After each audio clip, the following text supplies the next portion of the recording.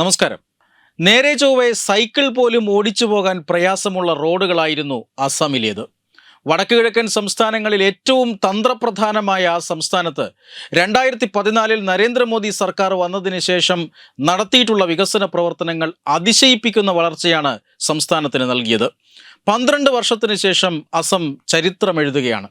ഇന്ന് രാവിലെ Indian പ്രധാനമന്ത്രിയെയും വഹിച്ചെത്തിയ Indian വ്യോമസേനയുടെ C-130J വിമാനമിറങ്ങിയത് അവിടുത്തെ ഒരു ഹൈവേയിലാണ്. NH-37 ദിബ്രുഗഡിലെ മൊറാൻ ബൈപ്പാസിൽ ഒരുക്കിയിട്ടുള്ള എമർജൻസി ലാൻഡിംഗ് ഫെസിലിറ്റിയിൽ പ്രധാനമന്ത്രിയുടെ വിമാനം ഇറങ്ങിയതോടെ ചരിത്രം പിറക്കുകയായിരുന്നു. ഹൈവേയിൽ ഒരുക്കിയിട്ടുള്ള ഒരു എമർജൻസി ലാൻഡിംഗ് ഫെസിലിറ്റിയിൽ വിമാനമിറങ്ങുന്ന ആദ്യ പ്രധാനമന്ത്രിയായി നരേന്ദ്രമോദി മാറി. രാജ്യം വികസനത്തിൻ്റെ പുതിയ സമവാക്യം രചിക്കുകയാണ്. അത് വികസന സമവാക്യം മാത്രമല്ല, പ്രതിരോധ രംഗത്ത് നേടിയ വൻ മുന്നേറ്റം കൂടിയാണ്.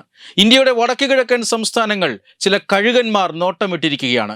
ബംഗ്ലാദേശിലെ മതഭ്രാന്തന്മാർ ചിക്കൻ നെക്ക് പിടിക്കാനും ഇന്ത്യ വിഭജിക്കാനും പകൽ കിനാവ് കാണുകയാണ്.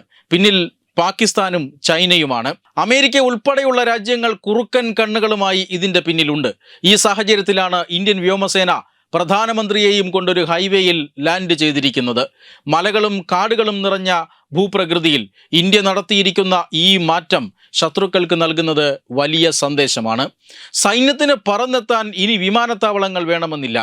ആക്രമണത്തിനായാലും പ്രതിരോധത്തിനായാലും രക്ഷാദൗത്യത്തിനായാലും അടിയന്തര ഘട്ടങ്ങളിൽ പറന്നിറങ്ങാൻ രാജ്യത്ത് 13 ദേശീയപാതകളിൽ തന്ത്രപ്രധാന ഭാഗങ്ങളിൽ എയർ സ്ട്രിപ്പുകളായി കഴിഞ്ഞിരിക്കുന്നു. എമർജൻസി ലാൻഡിംഗ് ഫെസിലിറ്റി എന്ന് വിളിക്കുന്ന ഈ സംവിധാനത്തിൽ ഏറ്റവും ഒടുവിലത്തേതാണ് പ്രധാനമന്ത്രി ഇന്ന് രാവിലെ ഉദ്ഘാടനം ചെയ്തത്. ഇന്ത്യൻ വ്യോമസേനയുമായി സഹകരിച്ചാണ് നാഷണൽ ഹൈവേ അതോറിറ്റി ഈ റോഡുകൾ നിർമ്മിച്ചിരിക്കുന്നത്. ഒഡീഷ, ബീഹാർ, ദില്ലി, ഉത്തർപ്രദേശ്, ജമ്മു കശ്മീർ, ഉത്തരാഖണ്ഡ്, ഗുജറാത്ത്, പശ്ചിമ ബംഗാൾ, അസം, ആന്ധ്രാപ്രദേശ്, തമിഴ്നാട് തുടങ്ങിയ സംസ്ഥാനങ്ങളിലെല്ലാം ഇപ്പോൾ ഇന്ത്യക്ക് അടിയന്തര ലാൻഡിംഗ് സംവിധാനങ്ങളായി കഴിഞ്ഞിരിക്കുന്നു ഹൈവേകളിൽ. അതിർത്തിയിൽ അടിസ്ഥാന സൗകര്യം വികസിപ്പിച്ചാൽ ശത്രു രാജ്യത്തിനകത്തേക്ക് കടന്നു കയറാൻ എളുപ്പമാകുമെന്ന മണ്ടൻ നയം ഒരു കാലത്ത് പിന്തുടരുന്ന രാജ്യമാണ് ഇന്ന് ഈ രീതിയിൽ മാറിയിരിക്കുന്നത്. അതിർത്തിയിൽ ഇന്ന് ഇന്ത്യ നടത്തുന്ന വികസന പ്രവർത്തനങ്ങൾ പാകിസ്ഥാനെയും ചൈനയെയും ഒരുപോലെ ആശങ്കയിലാക്കുകയാണ്. പ്രതിരോധ രംഗത്ത് ഇന്ത്യയുടെ തന്ത്രങ്ങൾക്ക് മറുതന്ത്രം മെനയുക എന്നത് ശത്രുവിന് ഇന്ന് എളുപ്പമുള്ള കാര്യമല്ല. അതുകൊണ്ടാണ് 3 ദിവസം പോലും ഭാരതത്തിന് മുന്നിൽ പിടിച്ചു നിൽക്കാൻ കഴിയാതെ ഓപ്പറേഷൻ സിന്ദൂറിൽ പാകിസ്ഥാൻ മുട്ടുകുത്തിയതും പരാജയം സമ്മതിച്ചതും വെടിനിർത്തൽ ആവശ്യപ്പെട്ടതും. ഇന്ന് അസമിലെ ദിബ്രുഗഡ് ജില്ലയിൽ പ്രധാനമന്ത്രി ഉദ്ഘാടനം ചെയ്ത എയർ സ്ട്രിപ്പ് സൈനിക ആവശ്യത്തിനും സിവിലിയൻ ആവശ്യങ്ങൾക്കും ഉപയോഗിക്കാൻ കഴിയും. 40 ടൺ വരെ ഭാരമുള്ള യുദ്ധവിമാനങ്ങൾക്കും 75 ടൺ വരെ ടേക്ക് ഓഫ് ഭാരമുള്ള ട്രാൻസ്പോർട്ട് വിമാനങ്ങൾക്കും ഇവിടെ പറന്നിറങ്ങാൻ കഴിയും. വടക്ക് കിഴക്കൻ മേഖലയിലെ ഇന്ത്യൻ പ്രതിരോധ ശക്തി ഇത് വർദ്ധിപ്പിക്കും. സംസ്ഥാനത്തിൻ്റെ കണക്ടിവിറ്റി, അടിസ്ഥാന സൗകര്യ വികസനം, ഉന്നത വിദ്യാഭ്യാസം, ഡിജിറ്റൽ ഇൻഫ്രാസ്ട്രക്ചർ, അർബൻ മൊബിലിറ്റി തുടങ്ങിയ മേഖലകളിൽ 5450 കോടിയുടെ വികസന പ്രവർത്തനങ്ങൾക്കാണ് പ്രധാനമന്ത്രി നരേന്ദ്രമോദി ഇന്ന് തുടക്കം കുറിച്ചത്.